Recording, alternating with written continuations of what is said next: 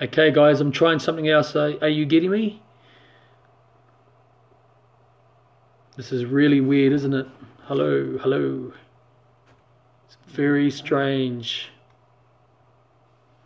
Okay, I'm live. We'll see if people getting me. Maybe not.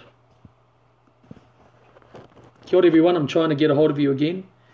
Here we go.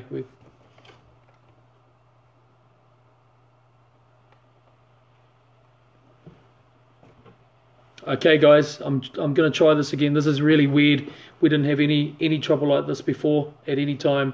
Hi, Janine. This is through my phone now, so it's going to look and sound a bit different. Gotcha. Okay, sorry about that, family. I'm just going to wait for everybody to get back on. Yep, here we go. People are coming back on. Kia ora again, everyone. I'm sorry about this. Okay, oh, that's good. Okay, people are starting to come back on. Welcome, Zanel. Much better. Thank you, Janine. Thank you, Sarah. I'm just going to take a minute to let everybody catch up again, guys, so just bear with us. Kia ora, Bam. Kia ora, Tangi. Kia ora, Craig. Okay, this should be good. We should be starting to see me again live.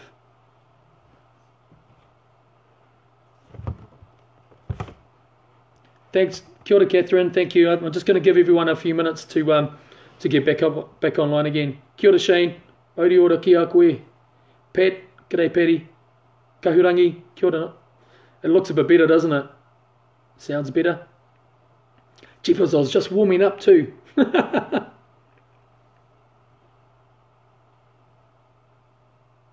Okay, family, I'm just going to wait for a few more people to get on. We're getting there. Kia ora, Angel. Kia ora, Tom. Gladys. Cheapers, eh? The old cheap phone did it again. We got there. Okay. All right, guys. We're gonna keep going. It's good everyone's tuning back in again. My apologies for that, but at least we can catch up again. Thanks, Pat. Thanks for that. Thanks, Gladys. Okay. Heaps of people coming back on.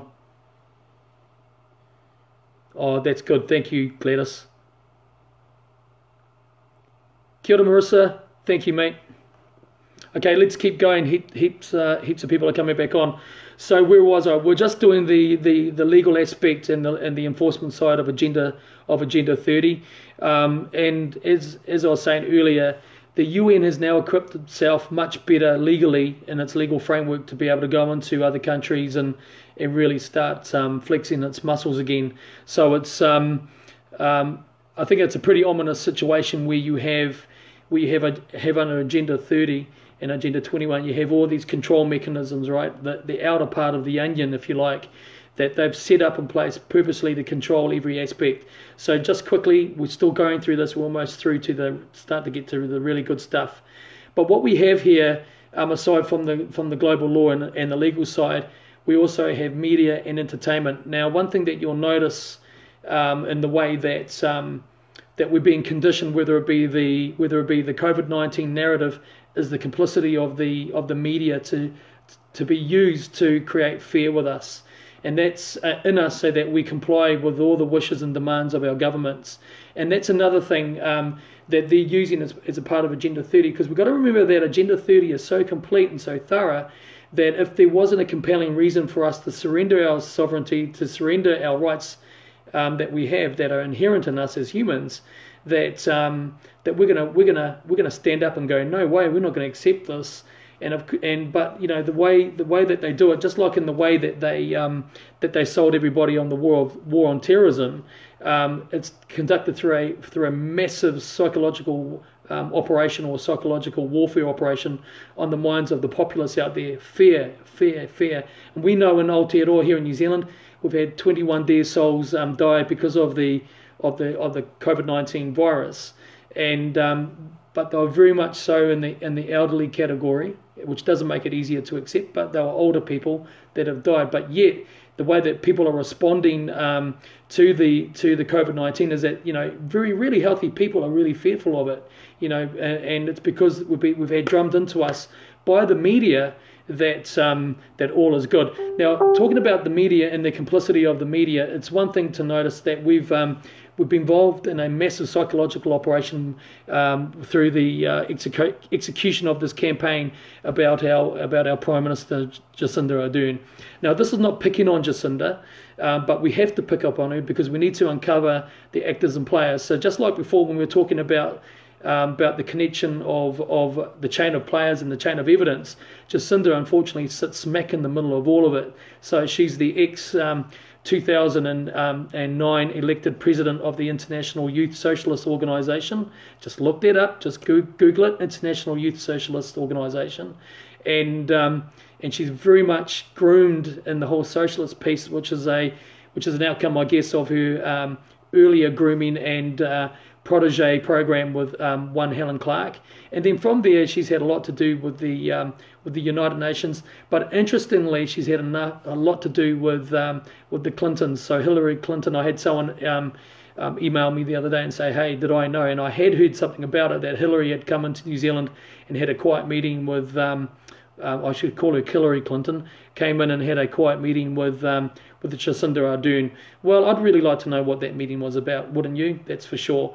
But and then, of course, Jacinda's close relationship with Bill Gates. Now, why is this happening? Why has she got these type of relationships that seem to be feeding into this whole pandemic crisis narrative? And I think we need to be aware that over the last few weeks, her daily briefings at 1300, at 1 o'clock every day, her and Dr. Ashley Bloomfield standing there, getting us to accept this almost childlike position that we find ourselves in, where she's treating us like little kids and saying to us, hey, if you be good, I'll give some of your freedom back.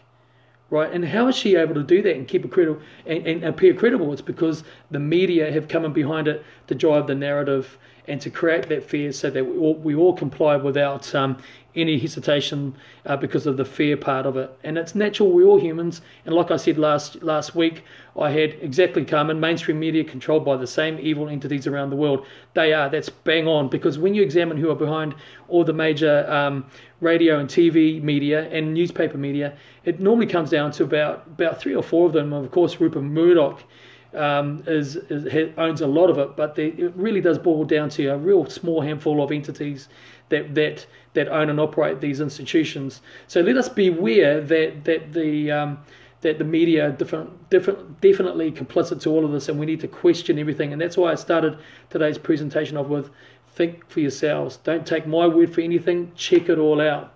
Okay, politics. This is a nice one to segue into. So, in order for governments to sign up to Agenda 21 and Agenda 30 in the UN, the governments need to be predisposed to accepting this. Now, if you look at Helen Clark and her eventual role as number 3 in the UN framework, as in the UNDP development program, you will understand that she would have had a huge amount of influence when she was Prime Minister before she went there. So naturally, she set up the framework for the New Zealand government to be able to take on the whole sustainability, SDGs, Sustainable Development Goals. She would have set the framework while she was there. She goes out, and then, of course, a right-leaning government comes in under John Key. He writes Agenda 21 even more into our government framework here. And then, of course, he passes the baton over to a left-leaning government, and they come in and they drive in some of these control mechanisms that we've seen before us. But within these political parties, and that's why I say that we need real options. And I've got Jen Brown that's tuned in here. Kia ora, Jen. And Jen's a very, very lovely lady that is a candidate for the Outdoors Party. And I had a very lovely Zoom meeting and discussion with their board the other day. I got invited to have a chat with them, and I can't get in and won't get involved in politics myself directly, but they are a really good bunch of everyday Kiwis that just want the best for everyone. They want to protect our sovereignty, protect our outdoors, which I fully agree, because God's creation. And anyone that wants to find out more about that, please either contact Sue Gray or Jen Brown.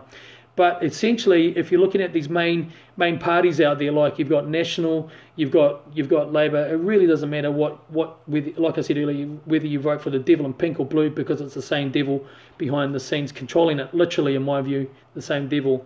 But what they need to do is that they need to sign up the New Zealand government to fully entrench Agenda 21 and 30. Jacinda's made that her stated goal of her government, that she will do that. Every one of us that are watching this, need to be writing letters into our MPs, direct into Parliament, saying we do not want Agenda 30. And if they're going to bring it in, that they're going to get a fight. I think that's the easiest thing that we can do to let them know our distaste for it. Because if there's a political risk for any government or any party to come in and be a government, that they might lose their position because of Agenda 30. If we compel them through our resistance by showing our distaste for it, then that starts to motivate their political will to change their behaviour.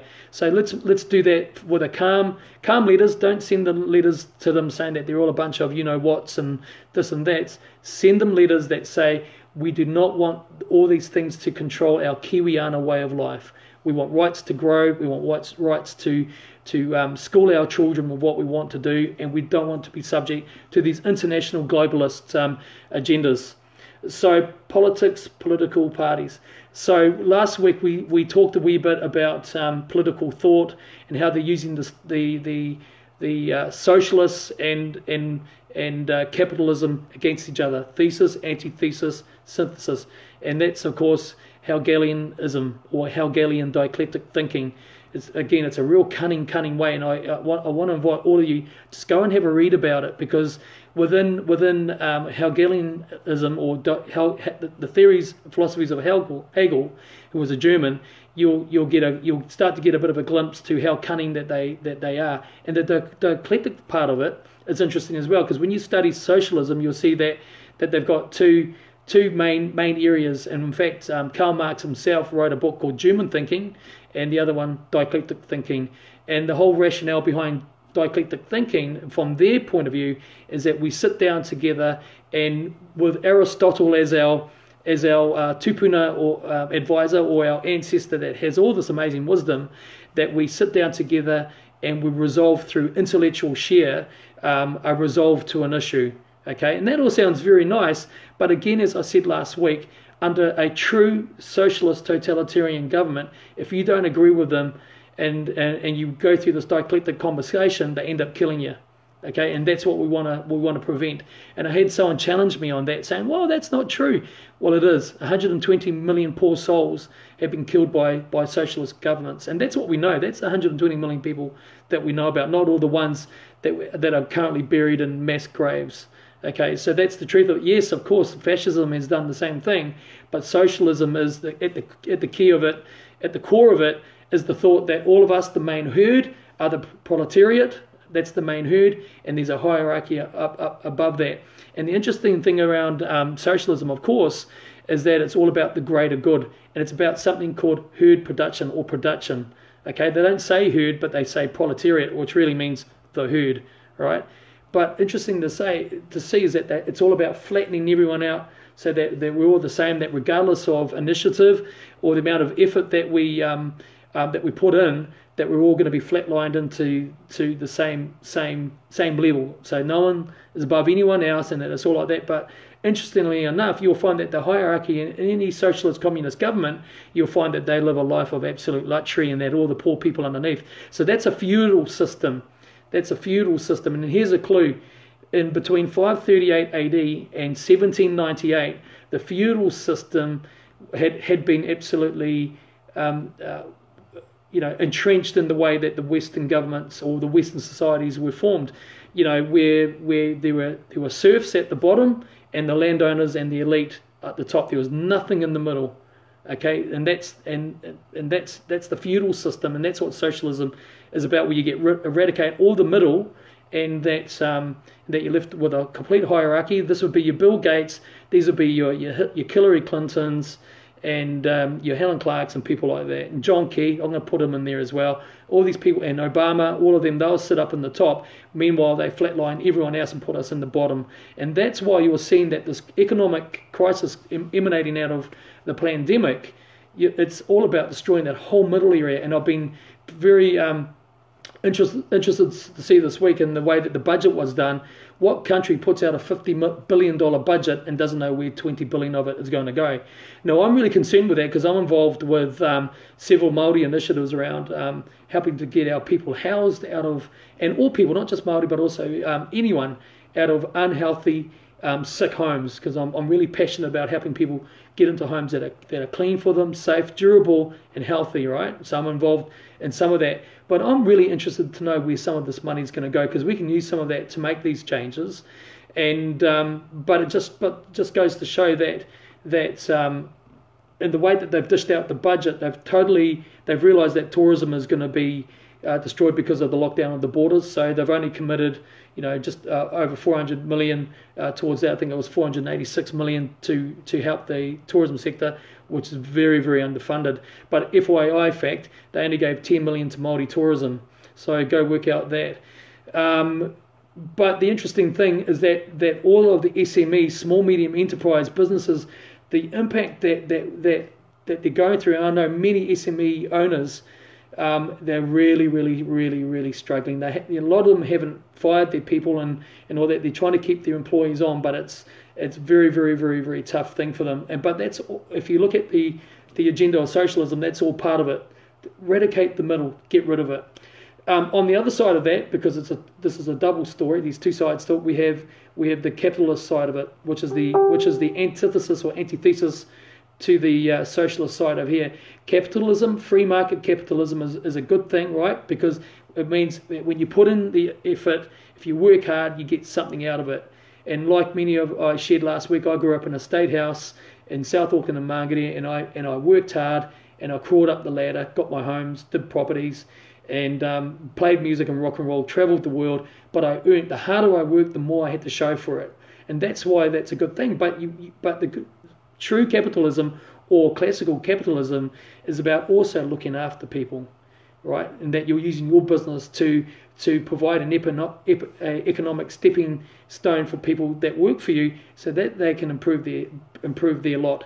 But unfortunately, postmodernistic neo-capitalism is a very self-centered form of capitalism, where it's my way, the highway. If you don't like it, I'll fire you. We'll get someone in, and I'll make money off the back of that person, no problem. Okay, and that's I'm not into that at all. And I know really good, wealthy people that take care of people with their money, and that's a godly principle. That if you get money, you share it and you help people, and that's how I live my life with my family, with my wife. But the negative to the capitalist side, of course, is where you or the right is where you get the rise of fascism. Okay, and fascism is the strength of corporate power to partner with governments.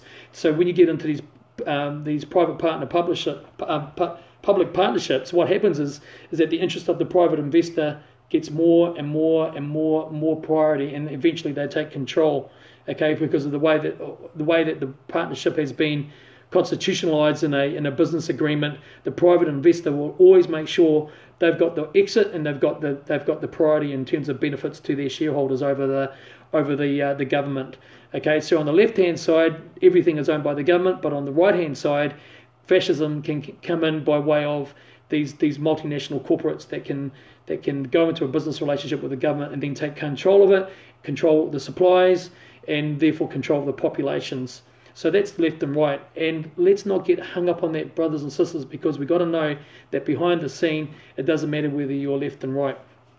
We're getting there, guys. So we're just talking about these layers, these different parts of the mechanism of Agenda 30, of the tool, of the instrument of the UN that they've got to control, that they're going to use to control every aspect of our lives, which, as we saw in the Bible earlier, that the system that's going to be imposed on us is going to be so thorough that it's going to be able to do that.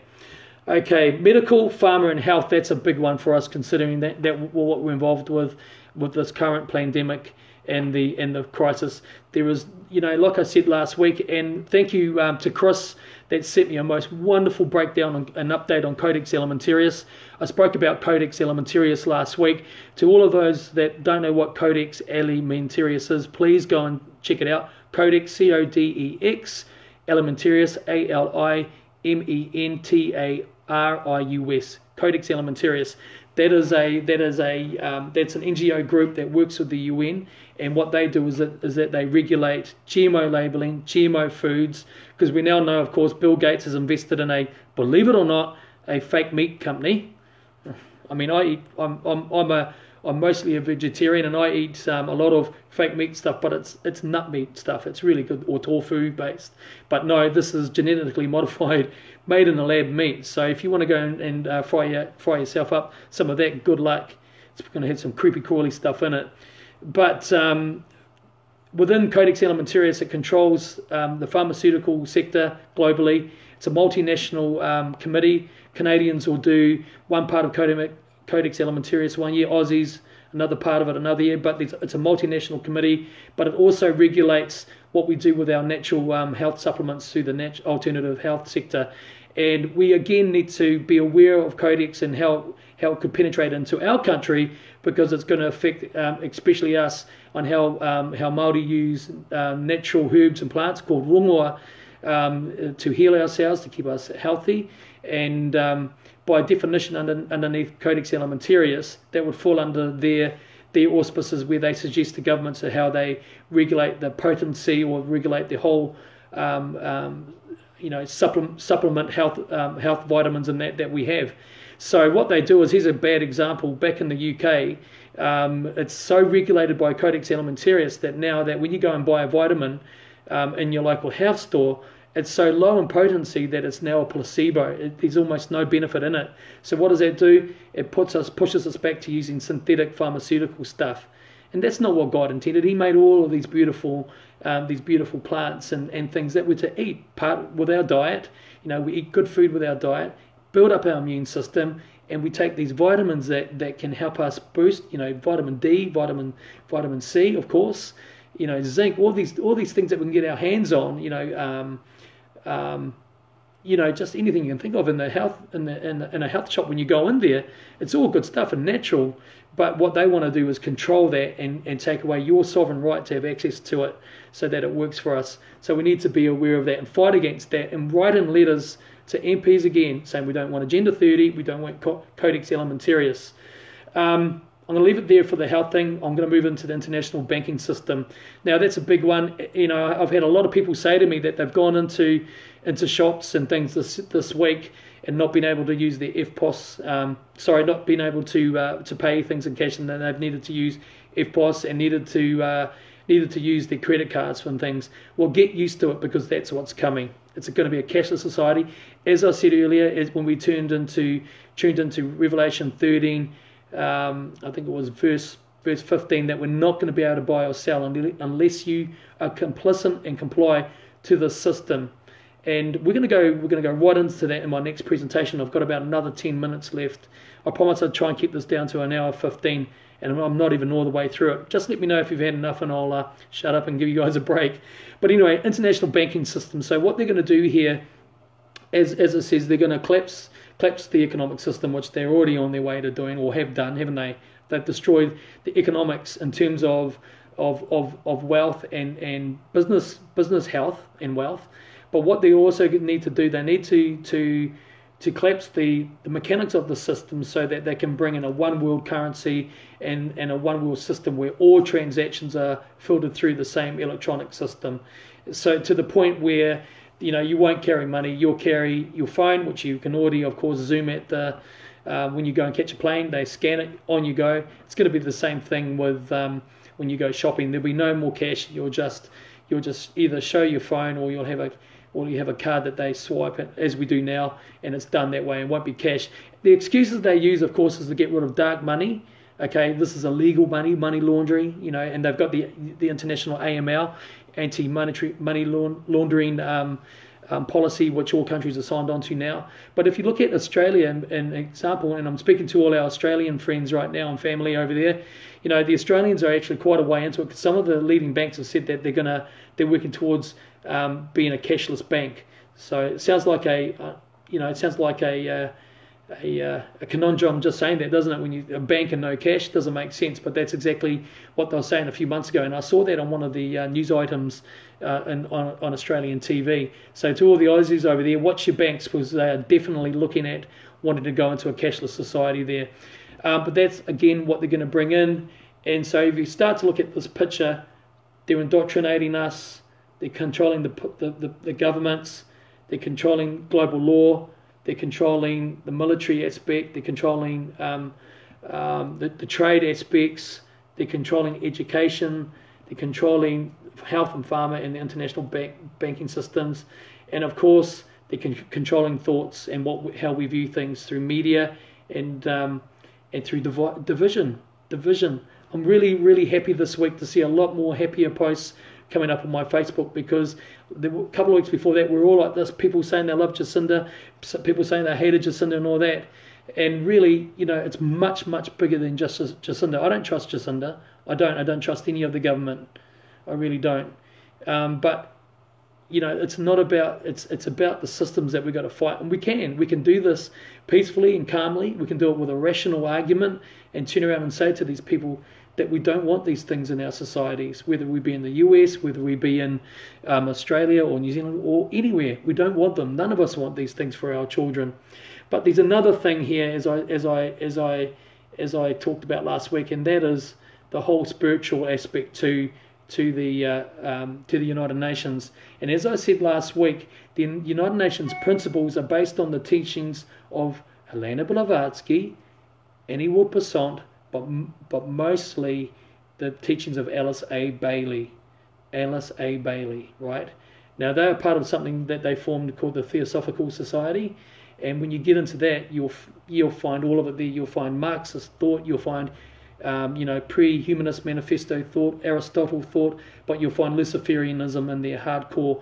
And what I forgot to mention last week is, if you go into the United Nations and Google David Spangler, people like him, David Spangler, another gentleman by the name of Robert Mueller. These are big wigs within the United Nations framework, and they are Luciferians. You will see within the UN that they've got a thing called the Luciferian Initiation. Go and Google that. This is not makeup. This is not conjecture. This is not Billy having a bit of fun with you guys. Go and check it all out, because this is deadly serious. These are people that are now wanting to bring in their entire system on you, your children, and your friends and whanau. This is deeply, deeply serious. It's much bigger than what we think it is. It's so thorough. It's all part of that onion. But before I say goodbye to you, once again, I want to apologise. I have no idea why we had such an issue before with this broadcast. We haven't had any issues at all today with our tests that we've been running with it. And then I get into this, and then it all breaks down again. So we're on the outer layer of this onion, and we've got this outer onion part. We've got all these superficial things. We've got all these control mechanisms that are out there, but the religio-spiritual aspect is really important to center into, because I'll put it to you that what it says in the Bible there in Revelation, as we started earlier, is exactly what they want to control us with. Okay, and what do I mean by that? Let me talk about that a second. I'm just dialing up here. I've got my notes here. Oh, I can't find it. Oh, where have I gone? Here we go. Okay, pardon me, guys. It says here in Revelation chapter 13, verse 16, and he causeth, this is the beast power, all both small and great, rich and poor, free and bond, to receive a mark in their right hand or in their foreheads. What does this actually mean? Doesn't say on, so it's not a mark that you can see. It's not on your forehead. It's not a moko tattoo on your forehead that you're going to see. It says in your right hand, which is to accept something, to go with the flow with it, or in your foreheads, where you intellectually know what you're doing by accepting this and agreeing with it. And it says here in the very next verse, and that no man might buy or sell save he that had the mark or the name of the beast or the number of his name. But before that, it says in Revelation 13, verse 15, it also says that this is about worship, because it says, and cause that as many as would not worship the image of the beast should be killed. Worship, friends and family, this is what it's all going to come down to. Whether, again, like I said earlier, whether you believe a tree is your God, whether you believe Mickey Mouse is your God, Pluto, whatever, it doesn't matter. Because what these guys are going to set up as a system is that regardless of what you believe, you are going to be forced to believe it.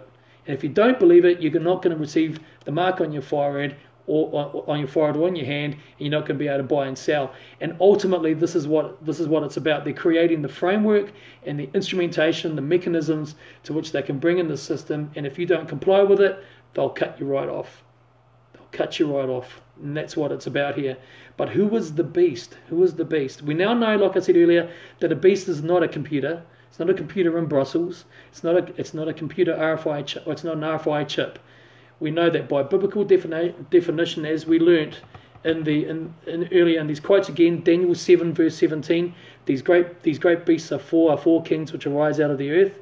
Daniel 8 verse 20. The ram which thou sawest having two horns are the kings of Media and Persia. And verse 22. And the rough goat is the king of Greece, and the great horn that great horn that is between his eyes is the first king.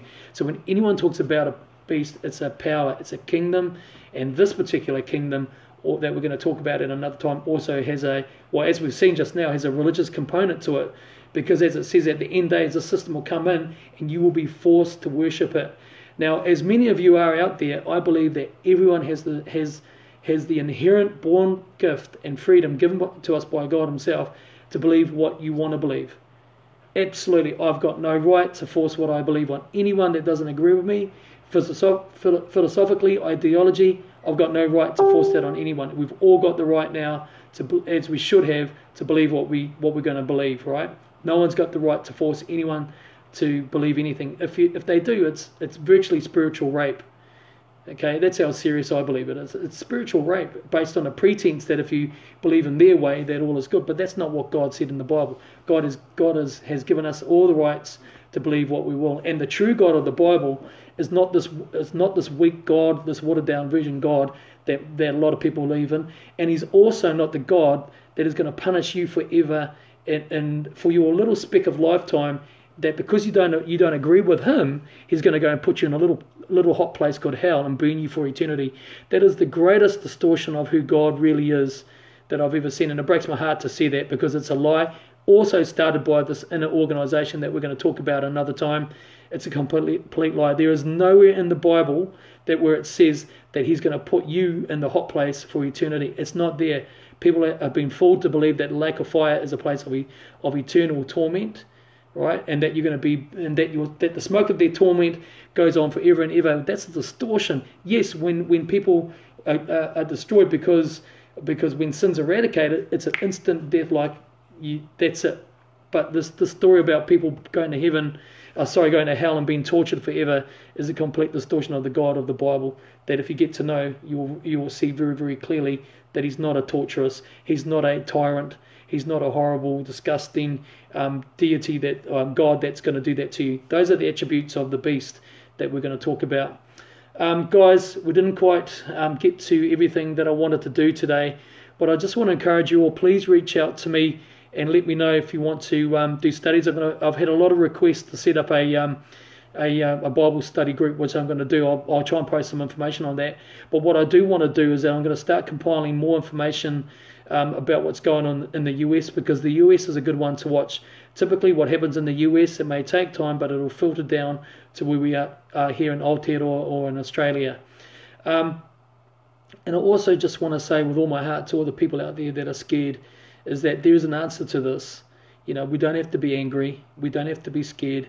There is a loving God that's in charge of all of this, and he wins this fight in the end of the day. But there is a period between now and between then that we've got to learn what's going on, so that we can avoid the mark of the beast, that we can avoid being victims of this horrible society that they want to impose on us, and that we can know that we can stand through it and survive it and come out the other end to a much, much, much better outcome than what we will ever dream of. That's the promise to us. So please, people, don't be scared. Even people that have no faith right now, I want to encourage you, just let's see if we can impact some of these things. We still haven't got to the prophetic timeline yet. When you see that, that'll blow you away. To all those Christians out there that have got Bibles, start reading Daniel chapter 2, all right? Daniel chapter 7 and 8, Daniel chapter 9. Start reading those 4 chapters in Daniel for me, and that will help me to interlink with you as we look at the book of Revelation. These 2 Bibles are interlinked and given to us to know what's going on. Okay, family, thank you all for tuning in. And hopefully I'll be able to get one up again in the next few days. And please, whanau, I love hearing from you and your messages. Please reach out to me. Keep sending those Facebook friend requests. And again, even if you disagree with me, please disagree with me politely and respectfully. I don't mind that you do, if you do, and you're welcome to. And let's together disagree in peace and disagree as brothers and sisters, and with the right to live with peace and with freedom. So everyone, God bless. Hopefully this all makes sense to you.